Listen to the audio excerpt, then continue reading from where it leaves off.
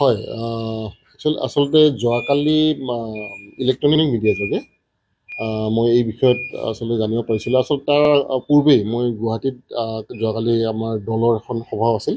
আমাৰ জিলা সভাপতিসকলৰ সৈতে ৰাজ্যিক সভাপতিৰ এটা পৰিচয়াত্মক এটা বৈঠক এটা আছিল। আৰু সেই বৈঠকৰ পিছতে গুৱাহাটীৰ সাংবাদিকে মোক সেইখিনি সময়ত সুধিছিল যে আপুনি এনেকুৱা ধৰণৰ কিবা পত্ৰ প্ৰেৰণ কৰি কামৰ বাবে কিবা হেৰি দিছিলে নেকি। কিন্তু মই আচলতে লগে লগে মই শ্বক আচলতে কিয় কোনে কৰিছে এইটো বস্তু মোৰ সম্পূৰ্ণ অজ্ঞাতে কৰা হৈছিল।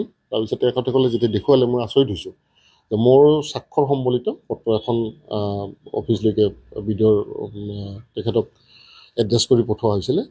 গতিকে মই এই বস্তুটো নিজাববীয়াকৈ এটা তদন্ত আৰম্ভ কৰিছোঁ ইতিমধ্যে। তেখেতসকলক মই কৈছোঁ যে এইটো বস্তু সম্পূৰ্ণ মোৰ অজ্ঞাতে হৈছে আৰু কোনোবা দুষ্ট চক্ৰই তেনেকুৱা ধৰণৰ এটা কামেৰে মোৰ যি ভাৱমূৰ্তি সেই ভাৱমূৰ্তি কালিমা সনাৰ এটা চেষ্টা কৰাৰ যিটো মোৰ অনুভৱ হৈছে।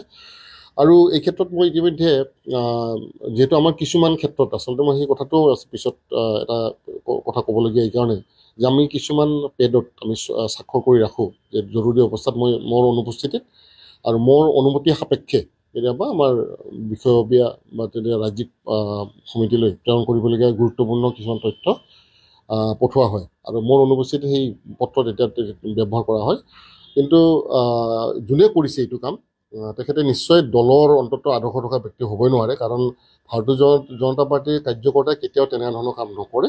কাৰণ অফিচিয়েল যিখিনি বিষয় সেইবিলাক বিষয়ত আমাৰ দলৰ কেতিয়াও হেৰি নহয় আৰু হস্তক্ষেপ কেতিয়াও নহয়। এইটো আপোনালোকে নিশ্চিতভাৱে জানি থওক।